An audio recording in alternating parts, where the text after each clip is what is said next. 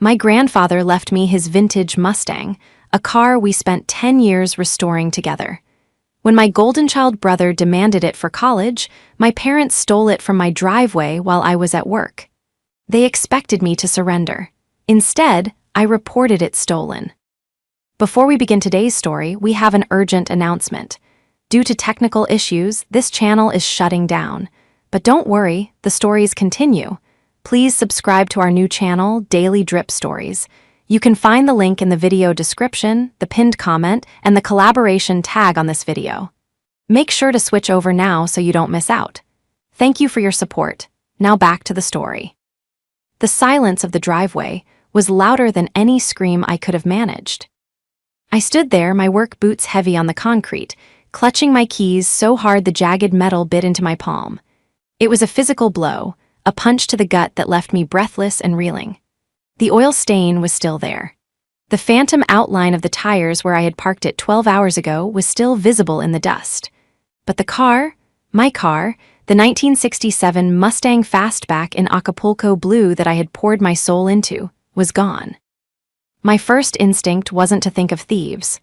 A thief would have taken the neighbor's Lexus. It was newer, easier to fence, and didn't have a tricky clutch that required a specific, loving touch to engage. No, a thief wouldn't know how to start the Bluebird without flooding the carburetor. My stomach churned with a nauseating mix of bile and betrayal. I knew exactly who had taken it. I dropped my bag right there on the pavement, the tools inside clanking together with a dull, heavy sound. My hands were shaking, not from fear, but from a cold, rising fury that started in my chest and spread to my fingertips. I pulled out my phone. I didn't dial 911. Not yet. I dialed the number of the house I grew up in. It rang 4 times before my father, Roman, picked up. "Hello, Riley?" His voice was casual, too casual. It was the voice of a man who was pretending the world was spinning on its normal axis, while fully aware he had just tilted mine off a cliff. "Where is it?" I asked, my voice surprisingly steady, though it sounded foreign to my own ears. "Where is what? You need to be more specific, honey. I'm in the middle of dinner," Roman said. I could hear the clink of silverware in the background. The normalcy of it made me want to vomit. "The Mustang," I said, closing my eyes. "The car Grandpa gave me, the car that is titled in my name. It's gone. Tell me you didn't do what I think you did." There was a pause on the line, a heavy silence where I could practically hear him exchanging a look with my mother, Maria. Then, a sigh. The patronizing, heavy sigh he used when I was a toddler throwing a tantrum. "Riley, listen to me," Roman began, his tone shifting to that smooth, sales pitch cadence he used on his real estate clients. "We didn't want to make a big scene out of this. Kyle left for campus this afternoon. He needed reliable transportation. We made an executive decision as a family." "You stole my car," I whispered. "We reallocated a family asset," he corrected sharply. "Kyle is going to a prestigious university. He needs to make a certain impression. That car fits the image he needs. You have your truck for work. You don't need the Mustang. You just like having it. There's a difference." "It's not a family asset," I gritted out. "It's mine. Grandpa left it to me, legally, exclusively." "Oh, stop with the legal nonsense," Roman snapped, his patience evaporating. "We are your parents. We know what's best. Kyle will bring it back during semester breaks. Stop being selfish and support your brother's future for once. We're done discussing this." The line went dead. I lowered the phone, staring at the black screen. The betrayal was worse than the diagnosis itself.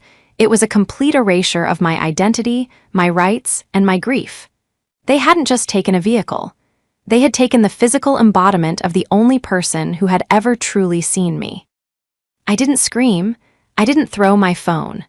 I just stood there in the growing darkness of the early autumn evening, the cool wind biting through my mechanic's coveralls. My body felt heavy, like I was moving through water. I walked into my small rental house, the silence amplifying the ringing in my ears. I went to the kitchen sink and splashed cold water on my face, trying to scrub away the feeling of helplessness. They thought this was over. That was the thing about Roman and Maria, and by extension, Kyle. They operated on a distinct frequency of reality where their desires automatically overwrote everyone else's boundaries. In their minds, the conversation we just had was the final word. Roman had issued a decree, Maria had likely nodded in agreement while serving the roast chicken, and I was expected to play my role, the grumbling but ultimately compliant daughter. I sat down at my kitchen table, my hands clasped together. I replayed the conversation. Kyle is going to a prestigious university. He needs to make a certain impression. That was it. That was the core of it. Appearance. Status. To them, the Mustang was a prop. It was a cool vintage accessory that would help Kyle pledge the right fraternity or impress the right girls. They saw the shiny blue paint and the chrome bumper. They didn't see the nights I spent scrubbing rust off the undercarriage until my knuckles bled. They didn't see the weekend's grandpa, and I spent rebuilding the transmission, piece by agonizing piece. They didn't know that the engine had a specific hum that sounded like a heartbeat to me. I pulled out my laptop and opened a folder titled Bluebird Documentation. Inside were scanned copies of everything. The original title transfer, signed by my grandfather 3 days before he passed. The registration, fully in my name. The insurance policy, paid for by me. Roman, in his arrogance, assumed that because he was dad, his authority superseded state law. He assumed that because I was his daughter, I wouldn't dare escalate things beyond a few angry phone calls. I looked at the clock. 7:15 p.m. Kyle would be driving on the interstate right now, likely pushing 80 miles per hour, grinning like he owned the world. He probably had the windows down, the radio blasting, completely oblivious to the fact that he was driving a felony.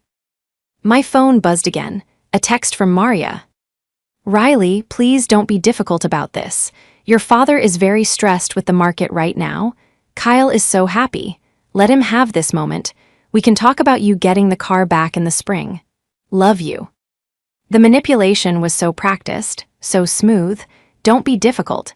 As if being the victim of theft was a personality flaw. I didn't reply. Instead, I opened a specific app on my phone. When I restored the Mustang, I had modernized the electrical system. I did it subtly, hiding the wiring harnesses under the original dashboard so the vintage look remained untouched. But deep inside the chassis, welded behind the rear seat where no casual observer would ever look, I had installed a high-end GPS tracker with a remote kill switch. I hadn't done it because I feared my family. I did it because classic cars are targets for professional thieves. I watched the little blue dot moving steadily west on I-95. You forgot one thing, I whispered to the empty room, a cold calm settling over me. You think you took a car. You don't realize you took a piece of evidence. They thought they were dealing with the daughter who used to cry when they canceled her birthday plans to celebrate Kyle's soccer awards. They didn't realize they were dealing with a master mechanic who knew exactly how to dismantle a machine or a family, bolt by bolt. To understand why this betrayal cut so deep, you have to understand the dynamic of the house I grew up in. I was the mistake. Kyle was the miracle. I was born when Roman and Maria were barely 20, struggling and unprepared. Kyle came 5 years later when Roman's real estate career had taken off and Maria had settled into her role as a school administrator. Kyle was the golden child. He was charming, handsome, and athletic. He was the sun around which our family orbited. If Kyle wanted pizza, we had pizza. If Kyle had a game, we canceled our plans to watch him sit on the bench. If Kyle broke a vase, it was an accident. If I broke a vase, I was clumsy and careless. I wasn't athletic. I wasn't charming in the way they wanted. I was quiet, observant, and I liked to take things apart. My grandfather, my mother's father, was the only one who didn't look at me like I was a puzzle with missing pieces. He was a retired engineer with a garage full of tools and a heart full of patience. When I was 12, I started spending every weekend at his place. While Kyle was at specialized sports camps that cost thousands of dollars, I was covered in grease, learning the difference between a wrench and a ratchet. Grandpa didn't treat me like a girl who should be playing with dolls, and he didn't treat me like a disappointment. He treated me like an apprentice. "Riley," he told me once, wiping his hands on a rag, "the world is full of people who only know how to break things. Be one of the few who knows how to fix them." The Mustang was his pride and joy. It had sat in his barn for 20 years, a rusted shell of its former glory. When I turned 16, he made me a deal. If I helped him restore it, really restore it, not just pay someone else to do it, it would be mine when he was gone. For 4 years, that car was my life. I learned patience. I learned physics. I learned that you can't force a bolt that isn't ready to turn, or you'll shear the head off. I missed proms, I missed football games, I missed family bonding trips that were really just shrines to Kyle's ego. I was in the garage. When Grandpa died last year, the car wasn't just a vehicle. It was a vessel for my grief. It was the place I went to talk to him. Roman and Maria never understood that. To Roman, the car was a dollar sign, a classic asset that was appreciating in value. He had hinted a few times that we should sell it to pay for Kyle's tuition, but I had shut him down, brandishing the will and the title. He had backed off, but the resentment simmered. And then there was Kyle. Kyle, at 19, was a carbon copy of Roman but without the work ethic. He was going to college to study business, which mostly seemed to mean rushing the top fraternity and partying. He had wrecked 2 cars in high school, both brand new, both gifts from our parents. He viewed vehicles as disposable appliances.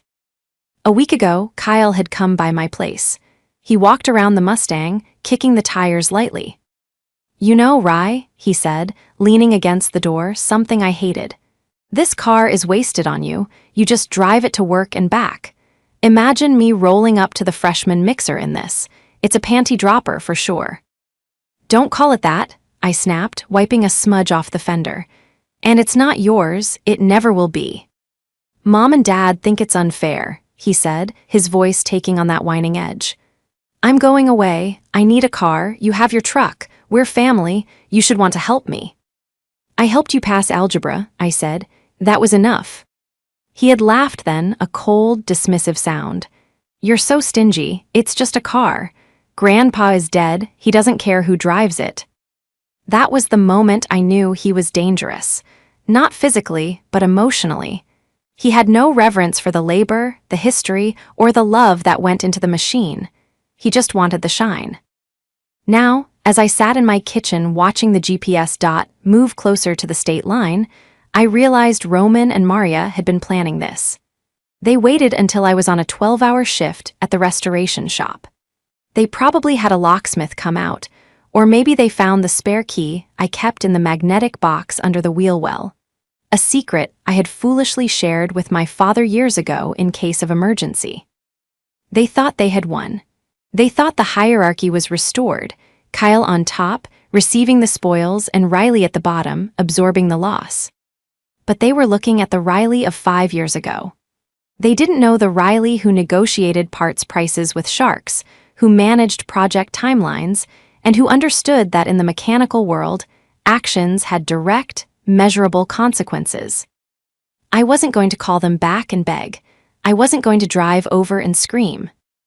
I picked up my phone and dialed the non-emergency line for the police department. "Police dispatch," a voice answered. "I need to report a grand theft auto," I said, my voice dead calm. "I have the location of the vehicle, the identity of the suspect, and proof of ownership. I'd like to press charges." The police station lobby was fluorescent bright and smelled of floor wax and stale coffee. It was a stark contrast to the warm, grease-scented air of my grandfather's garage, the place where I felt most at home. Here, I felt exposed. I sat on a hard plastic chair, my folder of documents clutched to my chest. I had to wait 20 minutes before an officer was available. Those 20 minutes were the longest of my life. Every instinct I had been raised with, the instinct to protect the family, to keep secrets, to absorb pain so my parents wouldn't be inconvenienced, was screaming at me to stand up and walk out. Just let him have it. A voice that sounded like my mother whispered in my head, "Is a car worth destroying your brother's future?" Then I remembered the oil stain on the driveway. I remembered the way Roman had actually laughed, when I asked where my property was. "Ms. Bennett." I looked up, a tall officer with graying hair and a name tag reading SGT. Miller stood by the door. He looked tired. "That's me," I said, standing up. My legs felt like jelly, but I forced them to hold me. I followed him to a small desk in the back. He sat down and opened a notepad, looking at me with that weary skepticism law enforcement reserves for domestic disputes. "So, dispatch says your brother took your car?" Miller asked, clicking his pen. "Ms. Bennett, I have to be honest with you up front. If you gave him the keys, or if this is a dispute about who owns the car in a divorce or inheritance battle, this is a civil matter. We can't get involved." "I didn't give him the keys," I said, my voice gaining strength. "I was at work.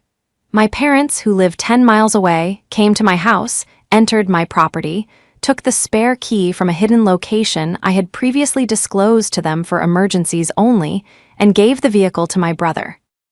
I opened my folder. I laid the documents out on the desk with the precision of a blackjack dealer.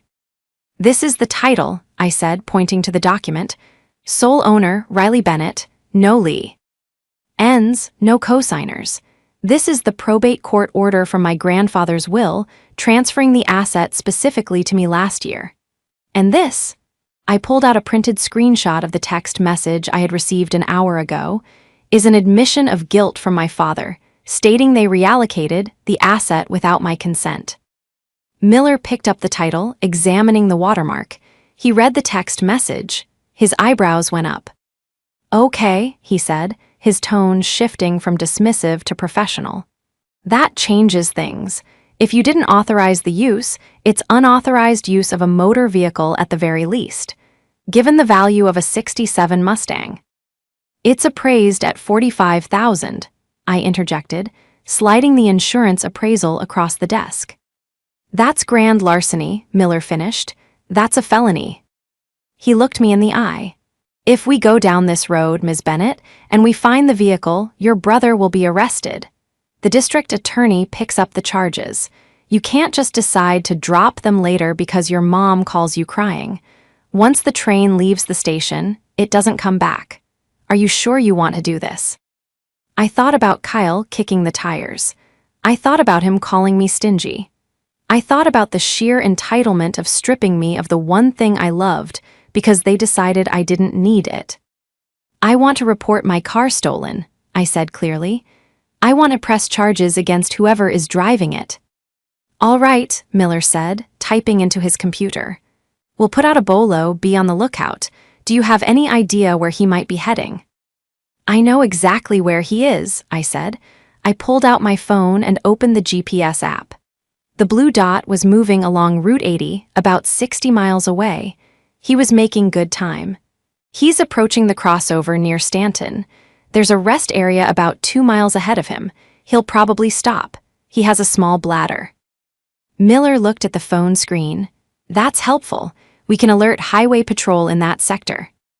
"I can do more than that," I said. My finger hovered over a red icon on the screen labeled Immobilize. This was the feature I had paid extra for. It was designed for carjackings. It wouldn't cut the engine while the car was moving at speed. That was a safety liability. But the moment the car came to a complete stop and the ignition was turned off, the system would disengage the starter relay and cut the fuel pump circuit. The car would be a 2-ton paperweight until I unlocked it. "He's slowing down," I noted, watching the speed readout drop. 60-40-20. He stopped, probably at the rest stop. I tapped the red button. The app asked, "Confirm immobilization." I tapped yes. The screen flashed, "Target disabled." "He's not going anywhere," I told Officer Miller. "The car is dead. He's sitting at the Stanton rest area, probably wondering why it won't start again." Miller picked up his radio. "Dispatch, this is Miller. I have a location on that 1016. Stanton rest area westbound. Vehicle is disabled. Suspect is on scene." I sat back in the chair. My hands were trembling again, but this time, it wasn't from rage. It was the adrenaline of pulling the trigger. The trap was sprung. 40 minutes, that's how long it took. I was still at the station, filling out a formal written statement when my phone erupted. It wasn't a text this time, it was a call from Kyle. I looked at Officer Miller. "Answer it," Miller said softly. "Put it on speaker, but don't say anything about where you are, just let him talk." I tapped the green button and set the phone on the desk between us. "Riley," Kyle's voice was high-pitched, bordering on hysterical. "Riley, pick up. What is wrong with this piece of junk?" "What's going on, Kyle?" I asked calmly. "The car, I stopped for a burger and now it won't start. It's completely dead. It's not cranking, nothing. I'm stuck at this creepy rest stop and it's getting dark. You need to tell me how to fix it.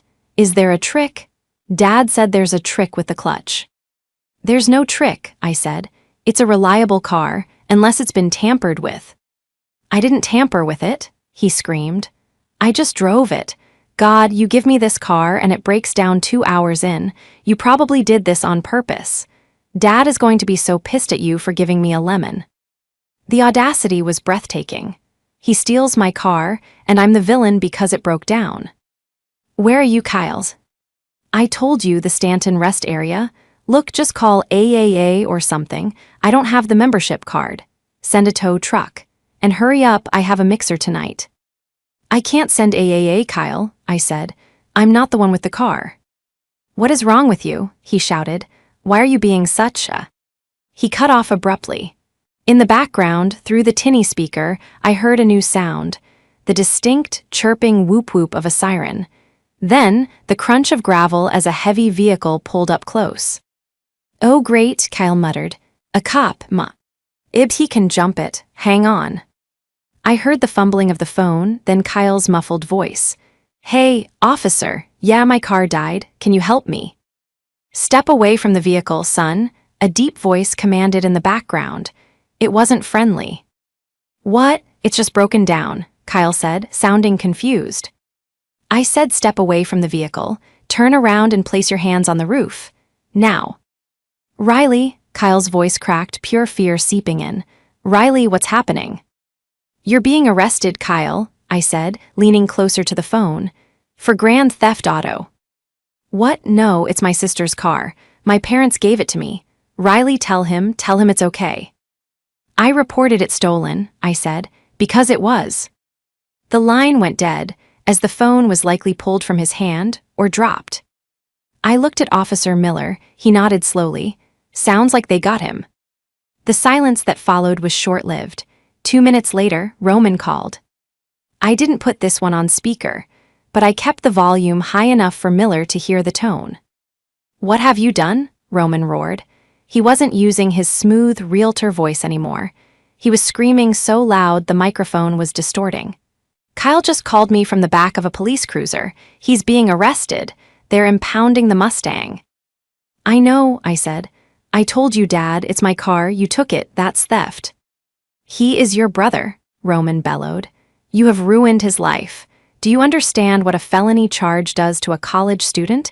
He'll be expelled before he even starts. You call them right now and tell them it was a mistake. Tell them you lent it to him and forgot." "I can't do that," I said. "That would be filing a false police report. That's also a crime." "I don't care about the law," Roman shouted. "We are family. You fix this, Riley. You fix this right now, or so help me God." "Or what?" I interrupted, my voice finally rising, snapping the leash of my control. "Or what, Dad? You'll take my car? You already did. You'll cut me off. I pay my own rent. I pay for my own food. I fixed that car with my own money. You have nothing on me anymore." "You are ungrateful," he hissed, "after everything we did for you." "You didn't do anything for me," I said. "You did everything for Kyle, and look where it got him. He's in handcuffs because you taught him he could take whatever he wanted." "We are coming to the station," Roman said, his voice dropping to a menacing low. "We are going to straighten this out, and you are going to tell the truth that you are a vindictive, jealous little girl who gave him the keys." "Come on down," I said. I'm sure Officer Miller would love to hear your version of events, especially since I have the text messages where you admitted to taking it while I was at work. I hung up. Officer Miller looked at me. They're coming here. Yes, I said. Good, Miller said, standing up and hitching his belt. I'll have a couple of deputies waiting in the lobby. If they try to intimidate a witness in a police station, they're going to have a very bad night. My parents arrived at the station 45 minutes later, looking like a storm front rolling in. Roman was red-faced, veins bulging in his neck. Maria was pale, her eyes rimmed with red, looking like a tragic martyr. They spotted me sitting in the waiting area. I wasn't alone anymore. Officer Miller and another officer were standing casually nearby, leaning against the front desk, watching. Roman marched straight toward me, his finger raised like a weapon. You, he spat. You call the district attorney right now. You tell them you're dropping this. Sir, Officer Miller stepped forward, interposing himself between Roman and me. Step back. You're in a police station. Lower your voice. Roman stopped, blinking as if realizing where he was. He turned his charm on, but it was fractured, desperate. Officer, this is a terrible misunderstanding. My daughter, she's emotionally unstable. She gets confused. We have an agreement regarding the vehicle. It's a family car. That's not what the title says, Miller said calmly. And that's not what the text messages say. The title, Maria spoke up, her voice trembling. She fumbled in her oversized purse. We have the transfer papers. We signed them last week. Riley agreed to sign it over to Kyle for his graduation. She must have forgotten. She pulled out a crumpled piece of paper and thrust it at the officer. My blood ran cold. Signed them last week. Miller took the paper. He looked at it, then looked at me. Is this your signature, Ms. Bennett? I stood up and looked at the document. It was a DMV transfer form. At the bottom, in shaky blue ink, was a signature that read Riley Bennett. No, I said, staring at Maria. That's not my signature. That's Mom's handwriting trying to look like mine. Look at the R. I loop my R's. She slants hers. I looked at my mother, truly seeing her for the first time. It wasn't just entitled. It meant it was criminal delusion. You forged my signature. You forged a legal document to cover your tracks. We didn't forge it, Maria cried, tears spilling over. You said we could have it. We helped you with the paperwork because you're always so busy at that shop. That is forgery in the second degree, Miller said, his voice hardening instantly. And uttering a forged instrument. Ma'am, did you just hand me a forged government document to try and impede a criminal investigation? Maria's mouth opened and closed like a fish. Roman stepped in, putting a hand on her shoulder. Now, hold on. We're just saying there was a verbal agreement. There was no agreement, I said, cutting him off. And now I see why you were so confident. You weren't just going to borrow the car. You were going to steal the title too. You were going to transfer it to Kyle's name behind my back so I couldn't report it. I turned to Miller. I'd like to add forgery and fraud to the complaint. You can't do this, Roman shouted, lunging slightly before the second officer stepped forward, hand resting on his taser. He's your brother. He's sitting in a cell right now. He's terrified. He should be, I said. He was driving a stolen car with a forged title. We're going to sue you, Roman threatened, his eyes wild. We'll sue you for emotional distress. We'll cut you out of the will. You'll never see a dime from us. I don't want your money, I said. I want my car, and I want to be left alone. You're dead to us, Maria whispered, the venom in her voice shocking me. If Kyle doesn't get into that school because of this, you are dead to us.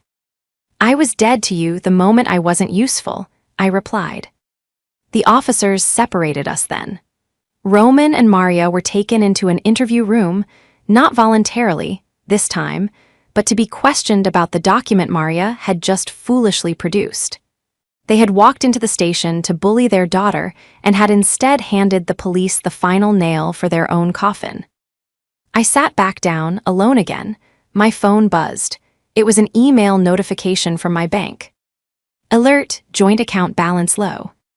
I frowned. I had a small savings account that my parents had opened for me when I was a minor.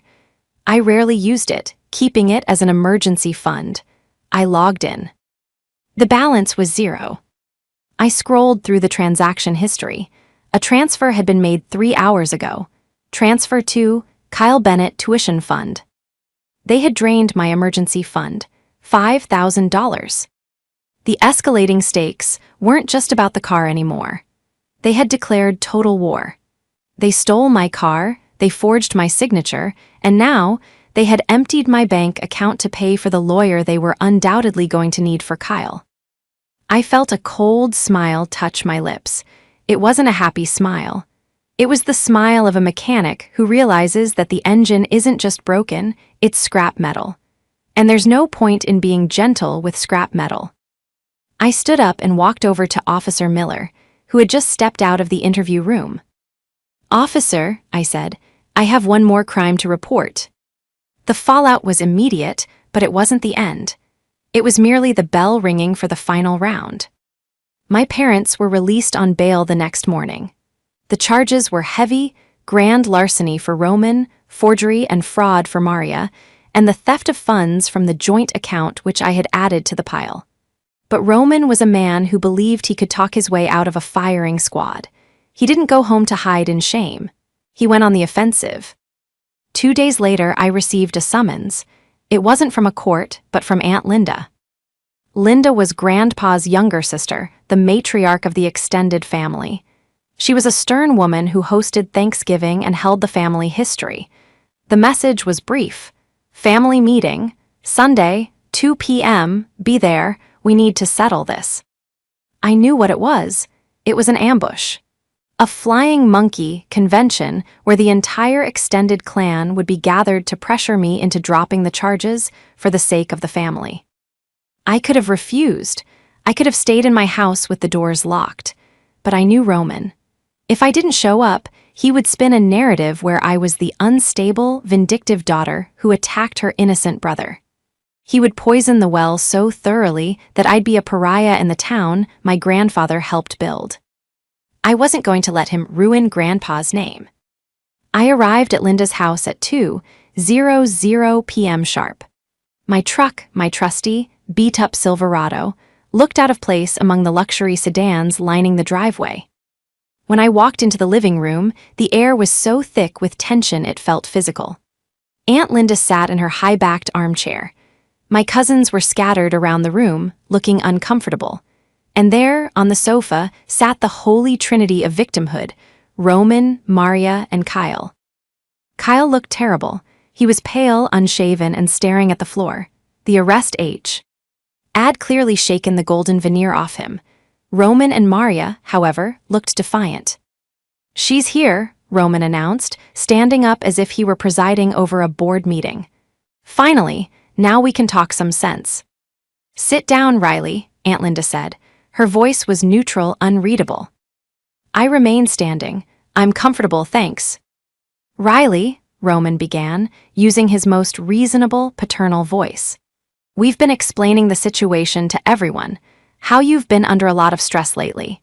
How you misunderstood the arrangement with the car. We are willing to forgive this." Outburst.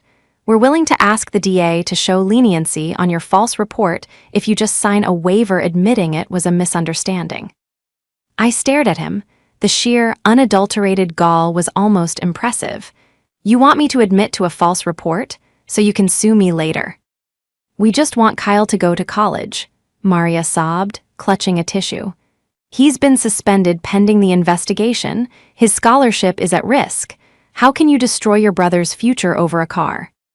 A murmur of agreement went through the room. One of my cousins, Mike, spoke up. "Rye, come on, it's family. You don't call the cops on family. Maybe you overreacted." "Yeah," another aunt chimed in. "Kyle is just a kid. He made a mistake taking the car, but jail? That's extreme, Riley." I looked around the room. They didn't know. They only knew Roman's version, that I was jealous, that I had tacitly agreed to lend the car, and that I had snapped and called the police out of spite. "I didn't call the police because he borrowed the car," I said, my voice cutting through the murmurs. I called the police because Roman and Maria stole it, and when they got caught, they didn't apologize. They doubled down. Lies, Roman shouted, his face reddening. We are your parents. We have a right to manage family assets. It's not a family asset, I said calmly. I reached into my bag. I didn't pull out a wrench this time. I pulled out a stack of paper. And neither was my bank account.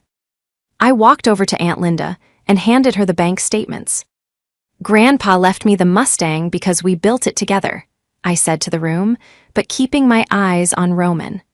But he also told me to watch out for you, Dad. He told me you were a man who thought the world owed him a living. Don't you dare speak about him, Maria shrieked. He was my father. And he knew you better than anyone, I retorted. Aunt Linda, look at the last page. Linda adjusted her glasses. The room went silent. She read the line item. Transfer to Kyle Bennett Tuition Fund, $5,000, Linda read aloud. Authorized by Maria Bennett. That was my emergency fund, I said. Money I saved from my mechanic shifts. Money that was in a joint account from when I was 16 that I forgot to close. They didn't just take the car. When I got them arrested, they retaliated by draining my bank account to zero to pay for their lawyer. The mood in the room shifted instantly. Taking a car could be spun as a misunderstanding about sharing. Stealing cash from your daughter's savings account, that was theft, plain and simple. You took her money. Aunt Linda looked up, her expression darkening. Maria, you took Riley's savings. We needed it, Maria cried, her defense crumbling into hysteria. The lawyer wanted a retainer. Riley has a job, she can earn more, we have to save Kyle. So you stole from one child to pay for the other, Linda said. Her voice was ice cold. She looked at Roman. Is this true? It's family money, Roman blustered. We raised her, we fed her, she owes us. I don't owe you my livelihood, I said, and I don't owe you my silence. I turned to Kyle. He hadn't moved. He was staring at his parents with a look of dawning horror. And Kyle, I said, addressing him directly for the first time, you want to know why the car wouldn't start? I installed a kill switch. Because I knew, eventually, someone would try to take it. I just didn't think it would be my own brother. You shut it off, Kyle whispered. Yes, and I have the recording of you laughing about it, about how I was stingy, about how Grandpa didn't care. I played the audio file on my phone, the voicemail he had left a week prior, mocking my connection to the car. His voice, arrogant and cruel, filled the silent living room. It's just a car. Grandpa is dead. You're such a loser, Rye. Kyle shrank into the sofa. The golden child facade was shattered. Everyone in that room had revered Grandpa. Hearing Kyle dismiss him so callously was the final nail in the coffin. Aunt Linda stood up. She was a small woman, but in that moment she looked 10 feet tall. Get out, she said to Roman and Maria. Linda, please, Roman started. Get out, she repeated, pointing to the door. You steal from your daughter, you forge documents, you desecrate my brother's memory. You are not welcome in this house. Roman looked arrow. For support. He found none. My cousins looked away. The other aunts and uncles were glaring. The social capital he had banked on had just evaporated. He grabbed Maria's arm. Fine, we don't need you people. Come on, Kyle.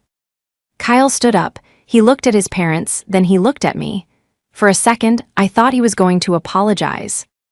I can't believe you did this, Kyle said to me, his voice trembling. You really hate me that much. I don't hate you, Kyle, I said, feeling a strange sense of pity for him. I just stopped setting myself on fire to keep you warm. He followed his parents out the door. The silence they left behind was heavy, but it was clean. The wheels of justice turned slowly, but they grind exceedingly fine. In the months that followed, the Bennett family drama became a matter of public record. With the bank records, the forged title, and the police report, the district attorney had a field day. Roman and Maria eventually took a plea deal to avoid prison time. They pleaded guilty to grand larceny and fraud. The terms were harsh: 3 years of probation, massive fines, and full restitution to me for the $5,000 plus legal fees. But the real punishment was the social exile. In our small town, news travels fast. Roman's real estate license was suspended due to the fraud conviction. Maria was forced to resign from her administrative position at the school. They lost their standing, their jobs, and their friends.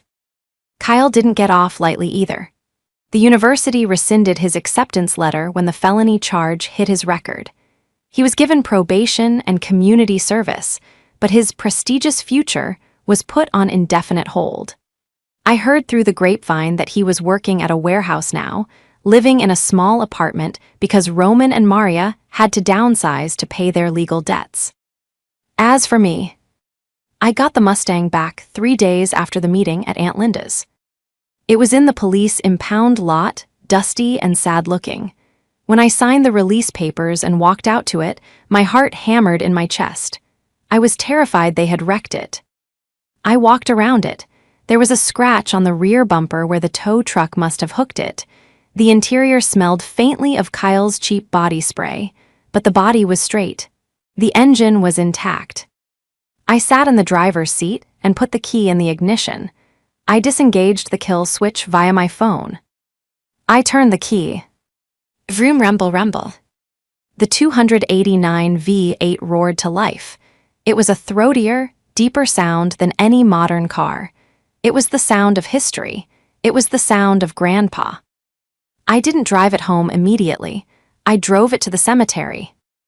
I parked on the narrow lane near the old oak tree where Grandpa was buried. I got out and sat on the hood, just like we used to sit on the tailgate of his truck during lunch breaks. "I got it back, Grandpa," I whispered to the wind. I thought I would feel guilty. I thought I would feel that old, familiar shame of being the problem child who caused a scene. But as I sat there, listening to the engine cool, hearing the ticking of the metal, I felt something else entirely. Peace. I had defended the one thing he had entrusted to me. I had drawn a line in the sand and defended my dignity. Aunt Linda pulled up a few minutes later. She had become a regular fixture in my life since the showdown, checking in on me, bringing over casseroles, and telling me stories about Grandpa I had never heard. She walked over and leaned against the car next to me. "She runs good," Linda said, patting the fender. "She runs great," I agreed. "You know," Linda said, looking at the headstone, "your grandfather was worried about you. He thought you were too soft. He thought you'd let them walk all over you forever." I looked down at my hands, mechanic's hands, scarred and strong. I almost did. "But you didn't," she said firmly. "You fixed the problem, just like he taught you." She reached into her purse and pulled out a check.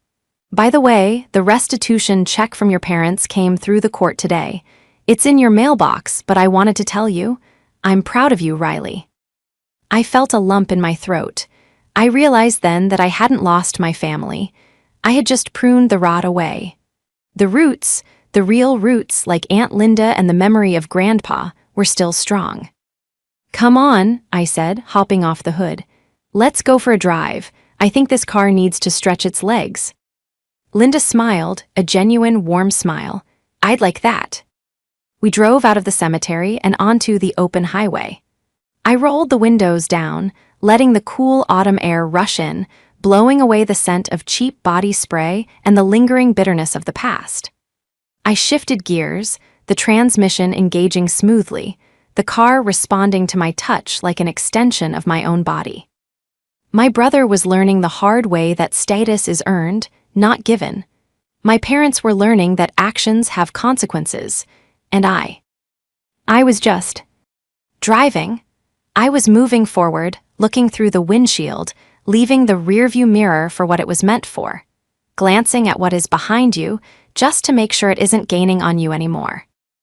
And as the sun set over the horizon, painting the sky in shades of gold and violet, I pressed the accelerator.